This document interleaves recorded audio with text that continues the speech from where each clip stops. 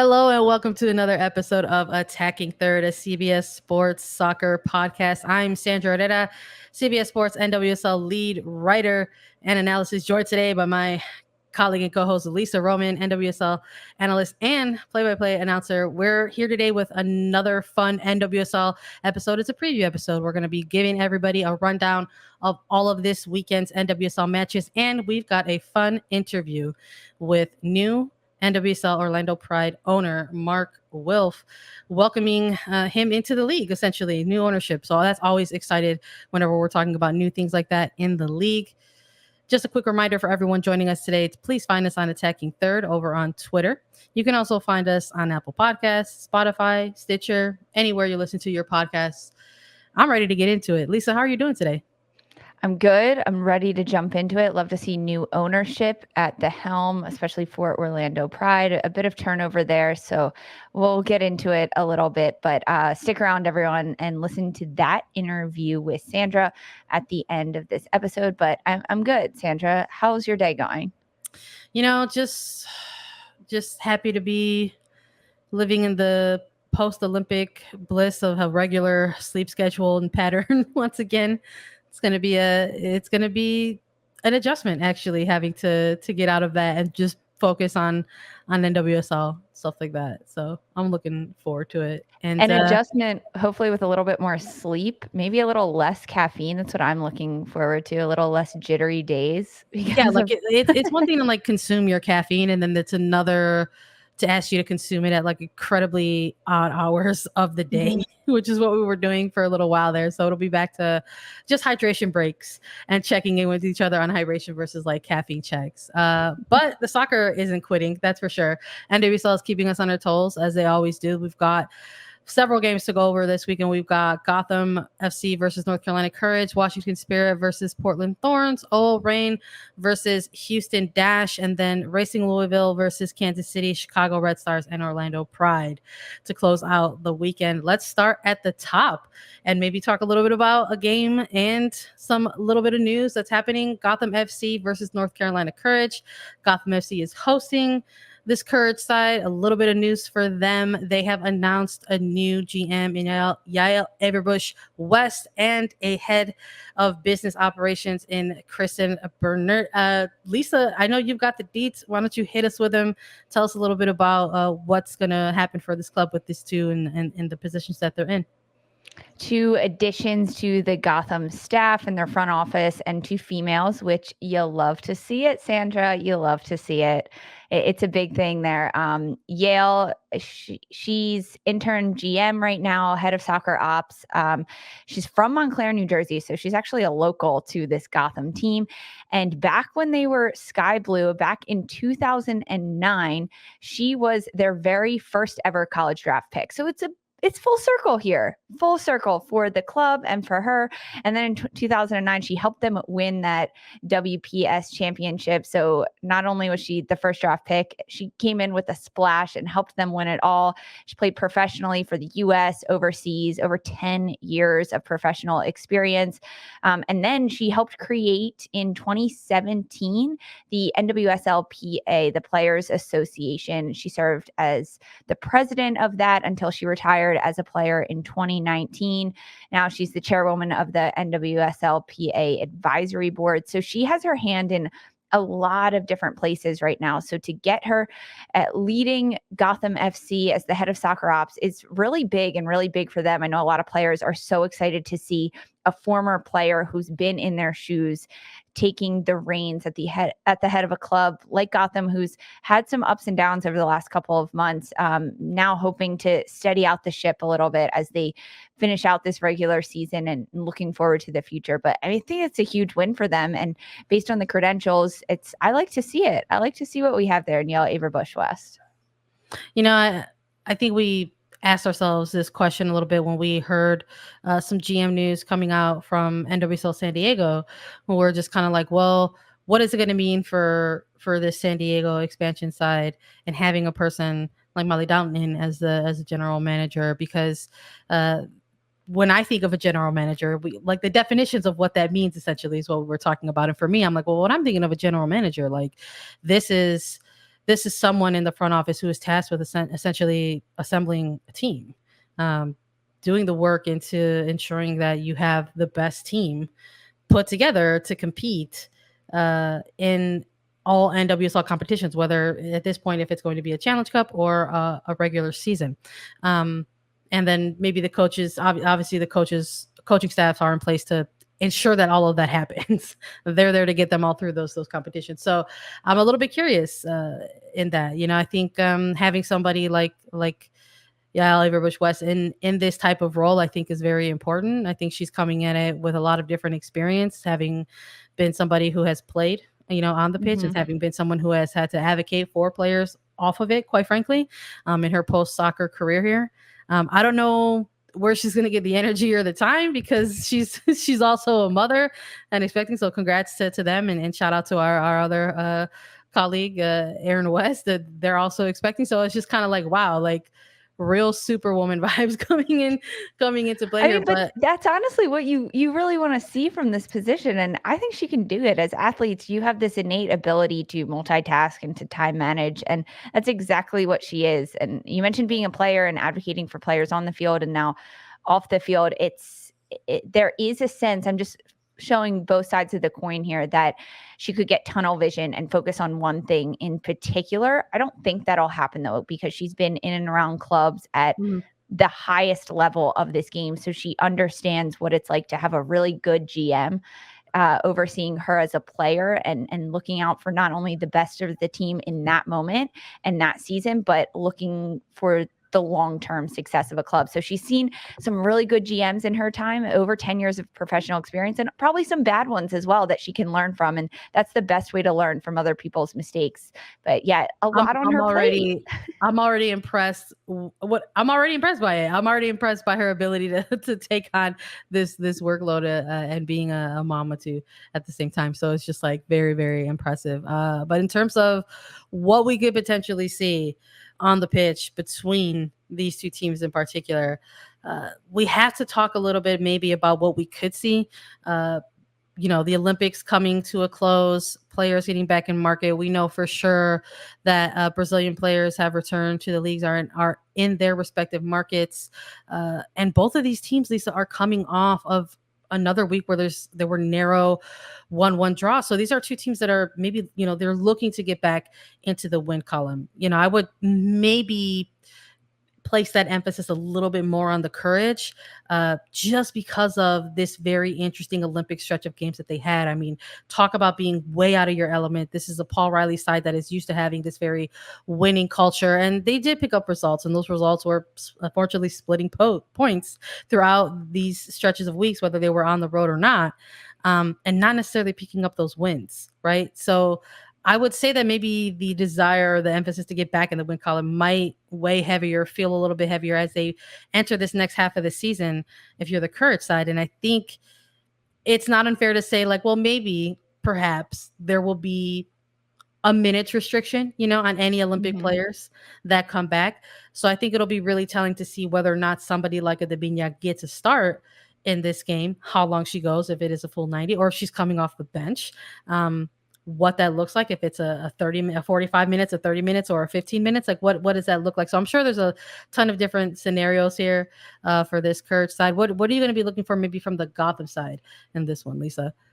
Well, you mentioned it, that North Carolina needs to get back on the winning side of this season, and hopefully we'll see that a little more fire. I do think we'll see Dabinia. We don't know that for sure. This is just me speculating, but I think she'll get time. But you do have to manage the mental side of the game as well as the physical exhaustion side for these players returning from the Olympics. And when I take a look at Gotham and what they have, they're unbeaten in their last 5 games, which is really big. They are coming off that 1-1 draw against Houston, but they're on track to do good things in this regular season. They're sitting at number 2 right now, just behind Portland Thorns at the top. They have 20 points. They're tied with Chicago. So a win or even splitting points in a tie here would help them in the standings just to get that one extra point. We're kind of nearing the end of this regular season. Not the end of it, but the ending portion of it, the final fourth or the final third of this regular season. So points mean more now than they have ever before in the season. And for a team like Gotham to continue on their defensive streak of not allowing a lot of goals and not conceding a lot. They have 7 goals against on this season. They're tied for first with Portland in goals against. So if they can keep the defensive shape and stay really tight defensively, I think they could cause trouble to North Carolina. We know North Carolina and their midfield unit, and especially if Dabiña's back in that box, could cause issues. They have A-Rod, who's been playing a full 90 minutes last week. She'll probably continue to do that moving forward. So the midfield battle between North Carolina and Gotham is huge for Gotham. They have Allie Long and McCall Zerboni, who have been finding more of a rhythm. They have ups and downs throughout their games, and if they could play a complete 90-minute game or even a 70-minute, 60-minute game in that midfield unit where they're combining and pushing forward into the attack, it could cause a lot of trouble. We're doing predictions, Sandra, right? We have to. Why not? I always have a blast when we do them. And I love that when we do them, we can come back in the recap and expose ourselves. Call each other out. I'll go first. So I think this will be tight. I really do. No, I don't know. Now I'm in my head. Okay. You're in your head, you build it up. I'm in my head. I overthought it too much. So I'd write down my predictions usually before we record. And then as we're talking about it, I change them because I want to be right and I want to win on my predictions. I hear you. Okay. So I think both teams will score, but I think it'll be 2-1 Gotham in the end. Yeah, I can see that. Onumano has been finding her pace and her consistency up top. She's had really good looks and she's starting to finish them. I think she could do something dangerous against the Courage. I don't know. I think this one might actually be a draw. I really do. I think both these teams are going to come in and they're going to want it real bad, and it's just going to end up evening itself out. It's just going to cancel each other out, man. I really do think so. I think they could kick things off with a draw on this one. I would love to see an actual result because who wants to stick around for ties? But I think this one actually might end up as such. So I'm going to go with the draw in this one. Okay, well that'll be Gotham's. What is that? Like their 4th draw in 5 games. I mean, hey, it could happen. I think at this point, is they're entering the second half, it really is about just like not leaving any points on the table. You know, we look ahead maybe to this next match, to sort of continue this weekend of games when we have Washington Spirit versus Portland Thorns. You're having a Washington Spirit side that just came off of a 3-1 loss against Chicago. And not only is it a 3-1 loss against Chicago, it was their final regular season fixture with Chicago. So when it comes down to, those final points, and this table is still very narrow, and at that final week of the season, those tiebreakers are going to come into play. And they lost that against Chicago because the first tiebreaker is head to head. So we're looking at this Portland Thorns team on the other side, and they're coming off of another win.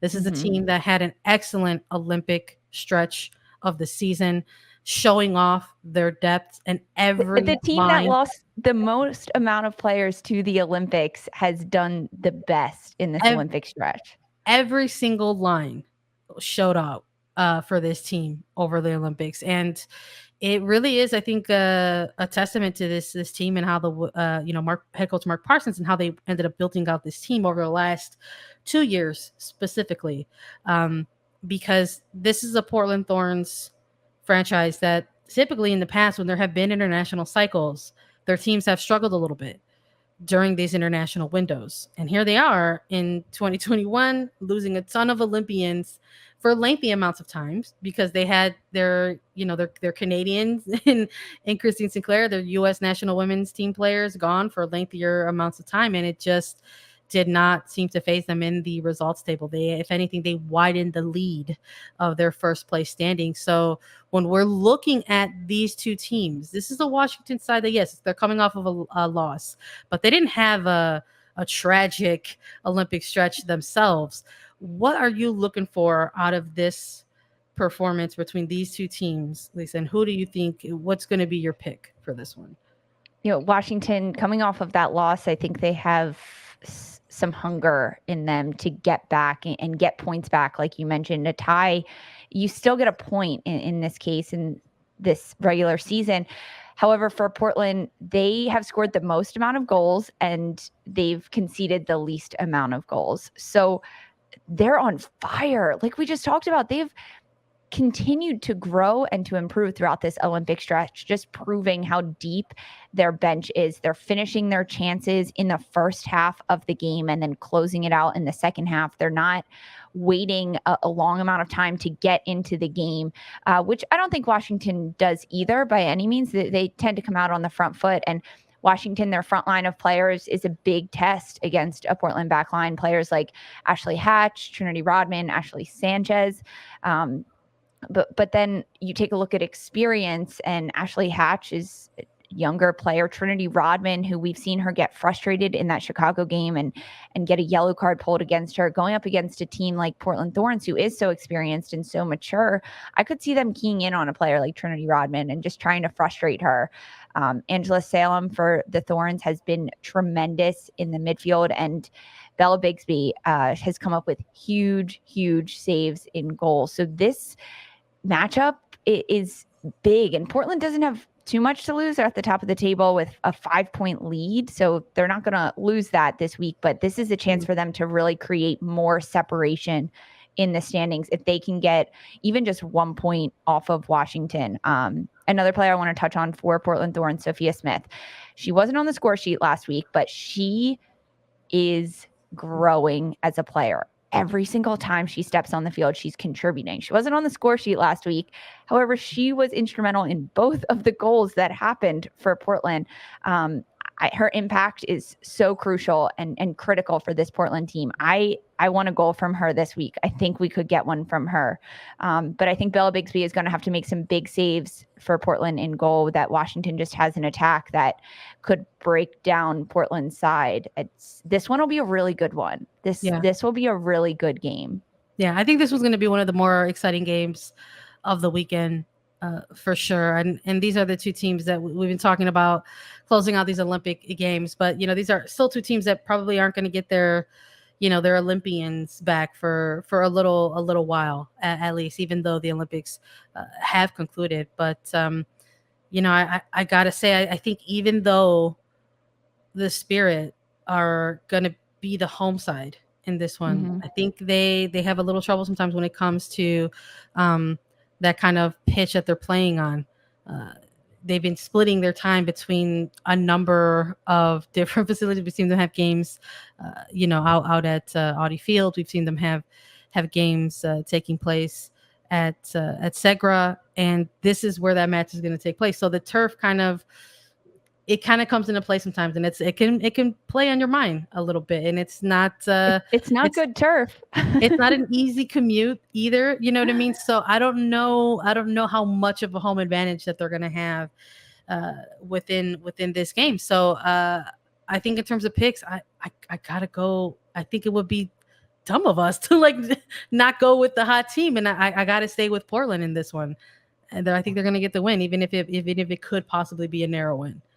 I agree. I think Portland will come out on top. They just have too much star power in their attack right now, and they're building. Every game they get better, and their consistency is improving for longer stretches of times, which is huge. And Angela Salem and Bella Bigsby, Sophia Smith, they're players that have consistently been putting the team on their back and getting forward and contributing a lot to success of this team on both sides of the ball. I agree with you. I think Portland will remain on top. And we also have to mention Mark Parsons.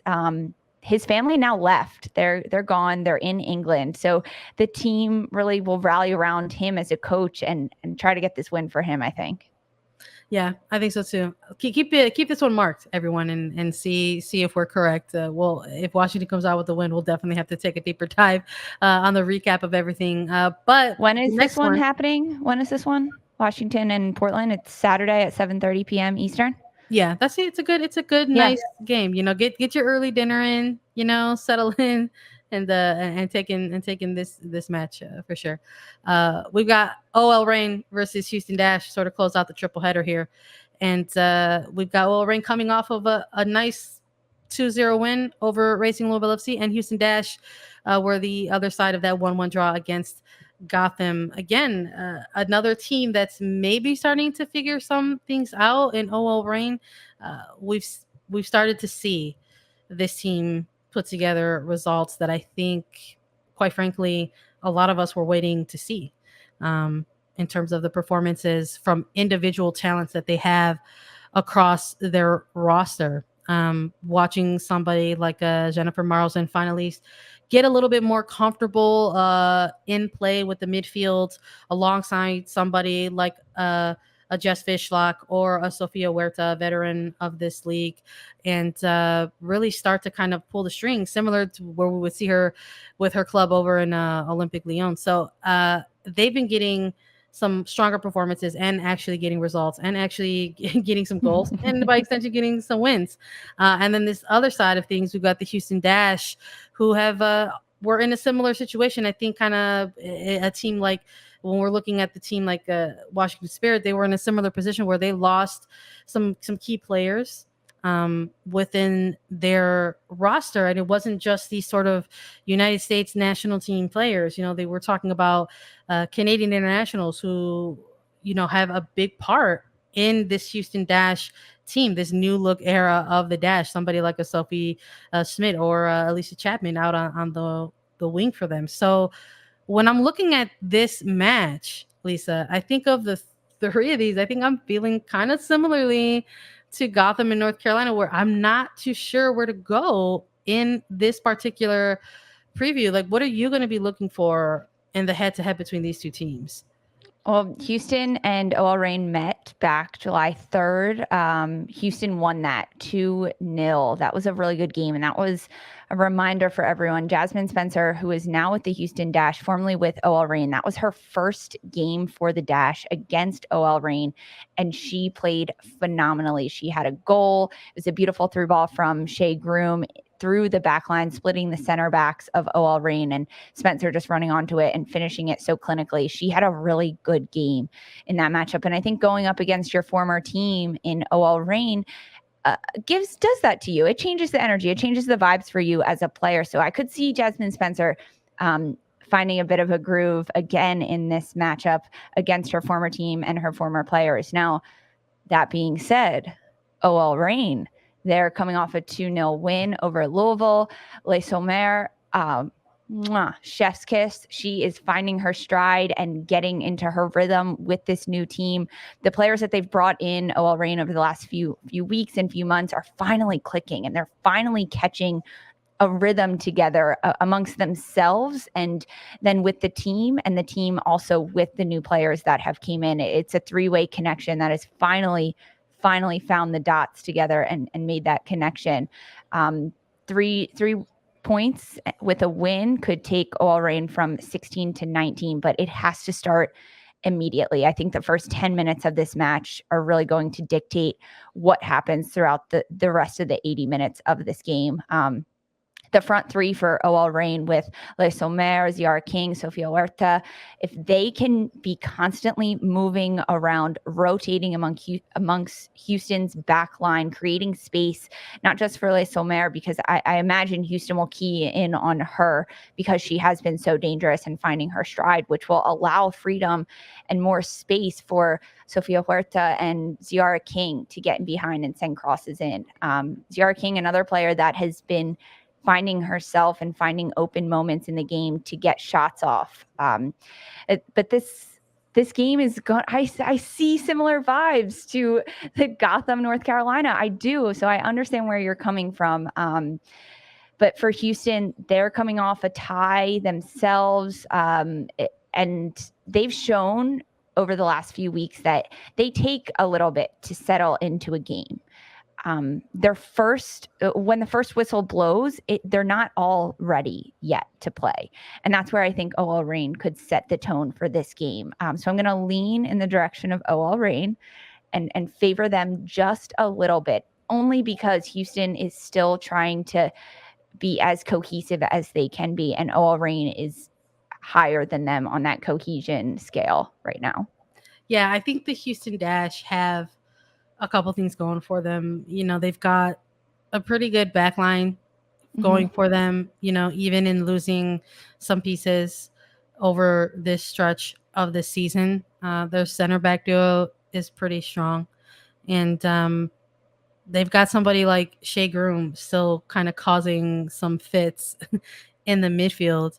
Um, and I would like to see Jasmine Spencer finally get one for Go this team. off. I mean, I want her to go off.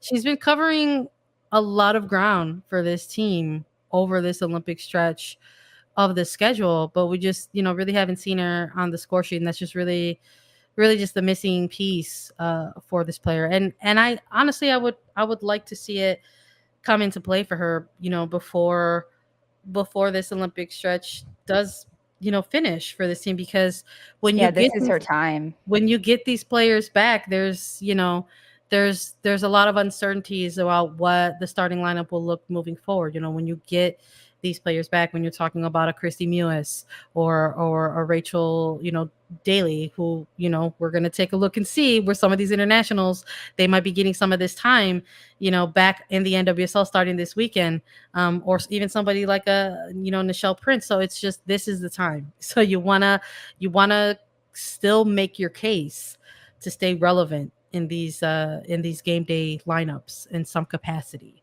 whether it is in that starting lineup or as that kind of super sub game changer off the bench. You want to be that next person up. You don't want to be that fifth or sixth option, going. So I would love to see a big game from Jasmine Spencer as well. So I don't know if this one will end in a draw, even though that's the vibes it's giving me. I do think this one will end in a result, but I'm also going to go with the home side in this one. I got to give the advantage. I think you don't come into Jess Fishlock's house and walk away unscathed, and I think OL Reign's going to take this one as well. Yeah, I think OL Reign will come out on top. But you make such a good point about the window of opportunity for these players closing and really shutting entirely after this Olympic stretch. This was their chance to make a statement and make themselves known. And I think that one more game for Houston Dash, and players will find themselves, but it might be too little too late. I give the favor to OL Reign as well. All right, we'll see. Again, this is another one where we're both choosing the one team, so we'll see how it plays out for sure. We've been doing it all Olympics. We're gonna keep it going, Lisa. We got to take that hydration break really, really quickly. So, cheers to you, buddy. Clank, and cheers, we will be back to preview the remaining games. Feeling hydrated, ready to close out this preview of games for NWSL. You know what? No one's ever trying to be disrespectful here on this show, but we just got to call it like it is. We've got Racing Louisville FC versus Kansas City NWSL in a bottom table clash, Lisa. That is what is happening. You're spitting facts, Sandra. It's only facts here. That is what is happening with these two teams. And honestly, Lisa, when that comes into play, it could provide some real entertaining moments. There's a separation between these two teams in the points for sure. But in terms of the standings, not so much. So when we're looking at this one, we're looking at a Racing Louisville FC side where, quite frankly, I think when we were previewing this Olympic stretch for NWSL, we were looking for this Louisville side to maybe try to have a couple of statement games here and there, with a lot of these other teams kind of having what could be considered depleted rosters. And really, we just didn't see that coming out from this Racing side. We continued to see players with some strong individual performances, right? We've been talking a lot about Emily Fox for this team. And on the Kansas City side of things, we've been looking a lot at their veterans, somebody like a Kristen Edmonds or the return of a Lola Bonta to the lineup after having to go through so many injuries. But what are you going to be looking for in a match like this, Lisa, as these two teams go head to head? Yeah, you mentioned bottom of the table, which it is, but that could make it so much more entertaining between these two teams. We talked a little bit about it, Sandra, you and I, about this KC team. They're coming off a big loss to Portland, which isn't surprising. We mentioned Portland powerhouse right now. They're going to win this week. We both predicted. So that can't deter a team like Kansas City too much. However, they have some firepower up top. They have Jenkins, Hamilton, Mace. They're dangerous and they can provide a lot of different looks. This is the week for Kansas City. I'm putting out the good mojo. I just want to see a win from them this season. I do. I'm showing my favoritism right now only because they don't have one, and I kind of feel bad for them. I do. They are aggressive and they can attack, and they have new players up top now after their trade a few weeks ago that are getting into hitting their stride a little bit and understanding how Kansas City wants to play. This could be their chance to win going up against a team like Louisville. And that's not to say anything bad about Louisville because they're very good. They have Nadia Nadim, who is the power of her presence in the attack for racing has proven itself. Louisville outshot OL Reign last week 17-10, and Nadim had 4 of those shots. So she is a key factor in this attack. She draws defenders centrally when she's in the middle of the park there, which allows the space out wide for not only the attackers like CC Kaiser, but also players like Emily Fox to move up the flank because opponents are so consumed with Nadia Nadim in the middle of the field. And Louisville can easily break lines with their really intense and critical passing. Savannah McCaskill is so good at that, finding just a little bit of gap and putting a ball right on a dime to a teammate. But in Kansas City, their defense can leave gaps in the back, so that's a really good place for Louisville to exploit. But Kansas City, this is your chance to get a win, only because you're coming off a big loss to Portland. So you just face the biggest giant in this league right now, that is the Thorns. You've proven that you can hold them to 2 goals, which is pretty good against a Portland squad like we saw.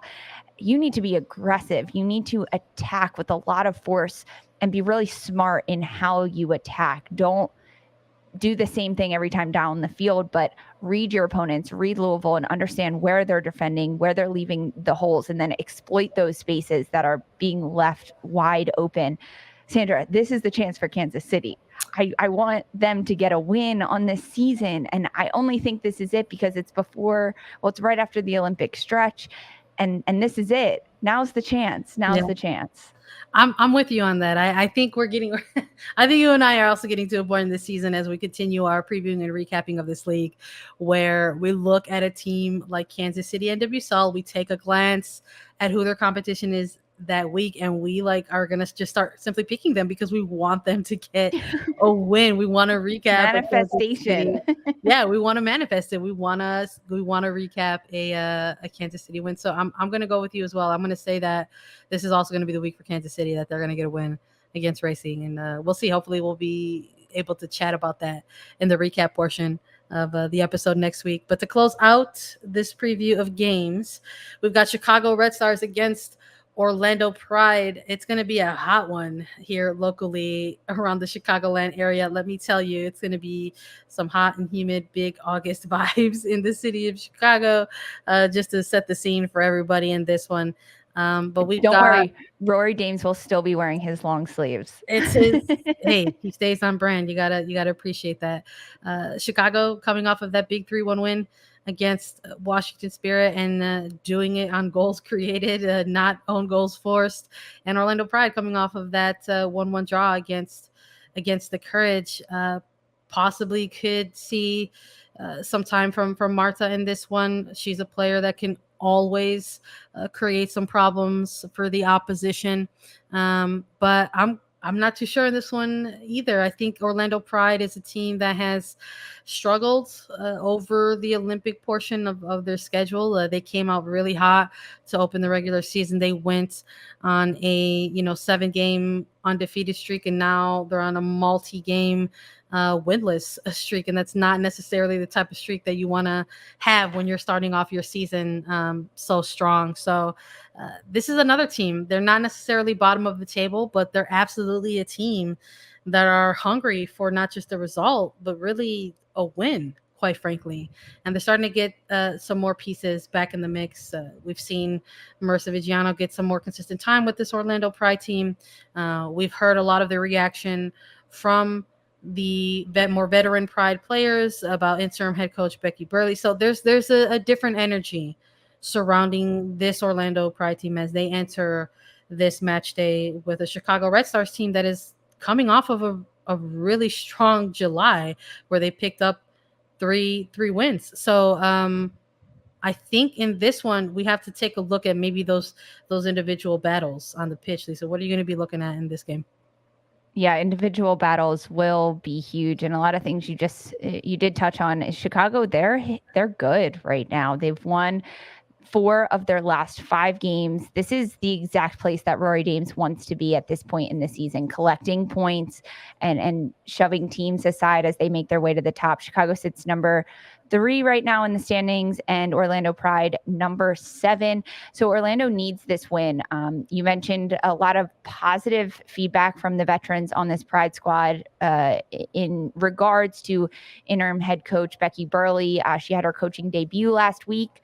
And they took points off North Carolina with her at the helm. But again, they only had like 2 days of training with her before they played that game. And Burleigh decided to switch up the whole formation that Orlando goes with. And it kind of worked. They went from a 4-back to a 3-back with Allie Krieger, Amy Turner, and Phoebe McClernand in the back. Now, Orlando Pride has had 7 or 8 days of training to practice that 3-back formation. I think they could be pretty good at it. I mean, she understands the personnel and the opponents they're going against.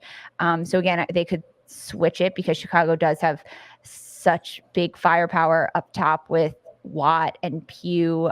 Even Rachel Hill has really been implementing her game on opponents. So I could see a switch again for Orlando if they go back to a 4-back. But either way, they've had more time with their head coach. So they understand more of what they can do under her and what she's looking for as their head coach. And because they are pleased with her already after their first game, that they want to make her happy and they want to do right by her and what she's coaching them up to do. And of course, if Marta is back in purple, that changes the game for things. Of course, I could see limited minutes here as well. We talked about it with Davinia and North Carolina. So I could see Marta not playing a full 90. We don't know where she'll slot in, if she will get the start or she'll come in off the bench. But this will be a really good game. I prediction-wise, I think I might give it to Chicago. I think it'll be narrow.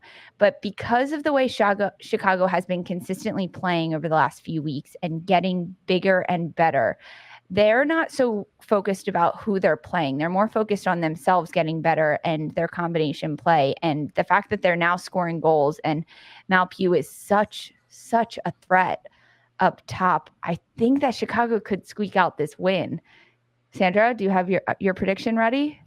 You know, I appreciate it always when you go my hometown route. I don't want to do it just because I know it'll make you so happy and like you have to go Chicago. Well, you don't have to, but I mean, I feel this one in my heart. I'll take it where I can get it because you know what, Lisa, this week I actually think they might get a draw in this one. I'm not going to go win or lose. I actually think this weekend is going to echo last weekend. I think they might kick off with a draw, and I think it might close out with a draw as well between these two teams. I think Orlando Pride is maybe turning the tides a little bit in terms of what they've got going for them. On the other side of things, I think at this point, they lost a lot of ground, quite frankly, during this Olympic stretch. And I think now is going to be this next push to where they're going to try to regain some of that momentum. Who knows if they've lost too much ground to where they could still kind of compete for one of those maybe middle spots of the table.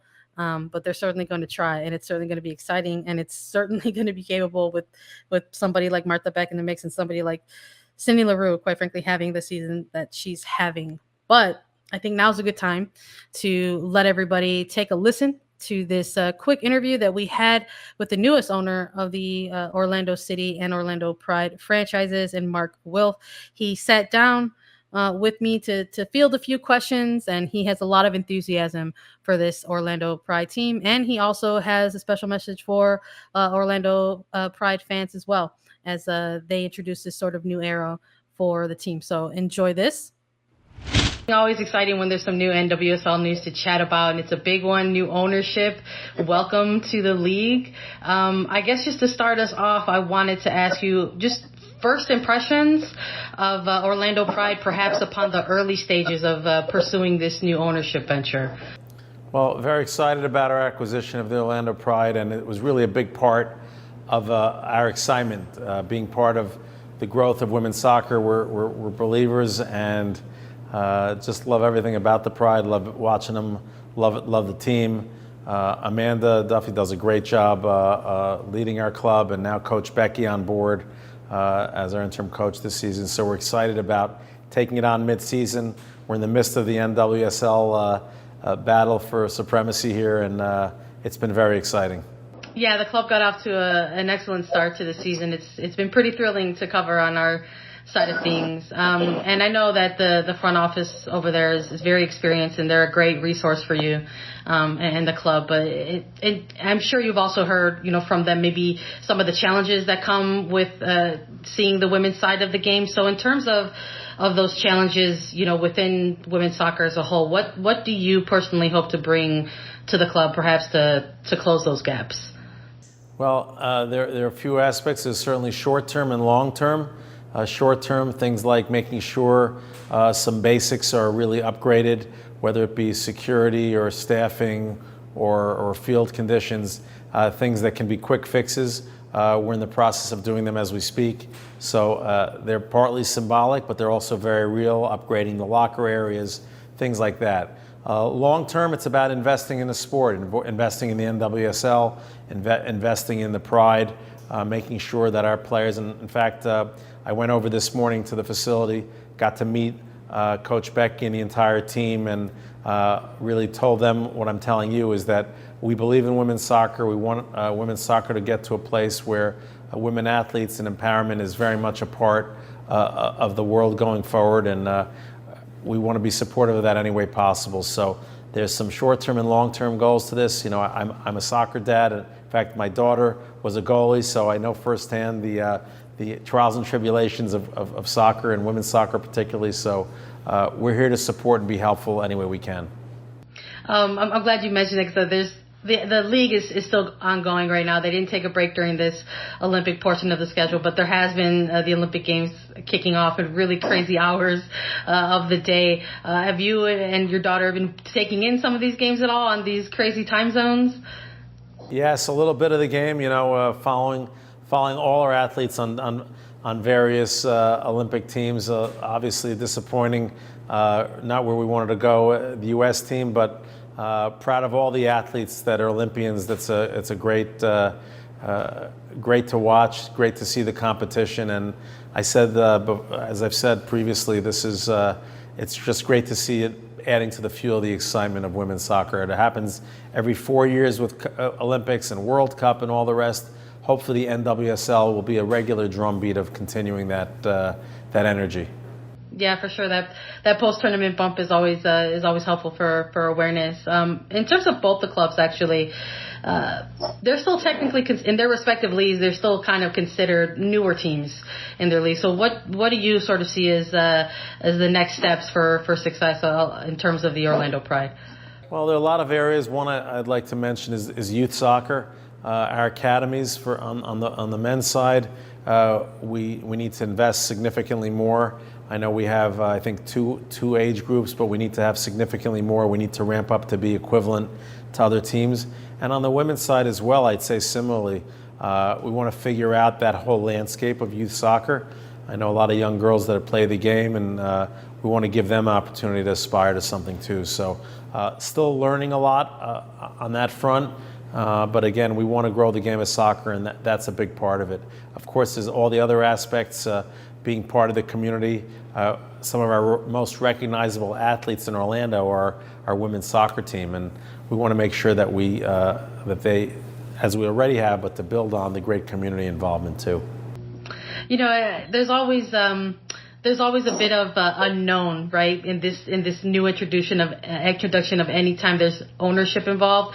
So in terms of maybe any fan apprehensions for whatever reasons, what would you personally like your message to be to the Pride fans in this next era for the club? Well, I think and I've gotten to meet some of the most passionate Pride fans, and I know they care a lot, as if any fan would, about winning, and I want them to know that as ownership, myself and our entire ownership is very committed to investing what we can resource-wise to make sure we have championships. And that's one of our goals. And fans should know not only we're going to have championships, but also have the kind of players that the community can be proud of both on and off the field. That's important to us as well. So that combination hopefully will energize fans. We would love to see our fans, particularly Pride fans, come out to the games. Those that have never been to a game, come out. It's a lot of fun. And those are my messages. Excellent. I think maybe just to close out and piggyback off of that, over the last few seasons in particular, there's always been this discussion about culture and building a culture specifically for this Orlando Pride team. What would you like to see that the culture be for Orlando Pride? Well, the culture is, of course, to a winning culture, a first-class experience all the way around. And I'd love to hear from fans or people watching if there are things they care about or feel strongly about. They should communicate to us, to me, any way they can.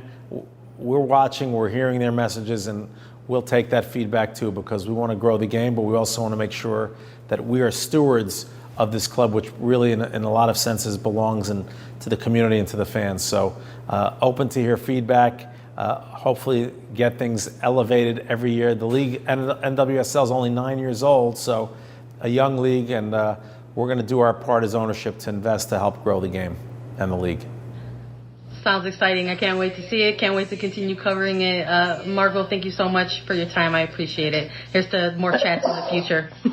Thank you so much. Vamos Orlando.